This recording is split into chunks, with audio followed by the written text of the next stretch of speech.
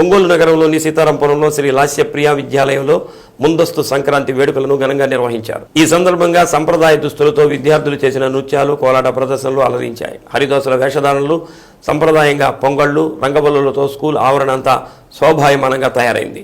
భోగభాగ్యాల భోగి మంటలు, తదనుగుణంగా చేసిన నృత్యాలు వీక్షకులను రంజింపచేశాయి. కార్యక్రమంలో కరస్పాండెంట్ శ్రీనివాస్ ప్రసాద్, ప్రిన్సిపాల్ శాలిని, సిబ్బంది, విద్యార్థులు, తల్లిదండ్రులు పాల్గొన్నారు.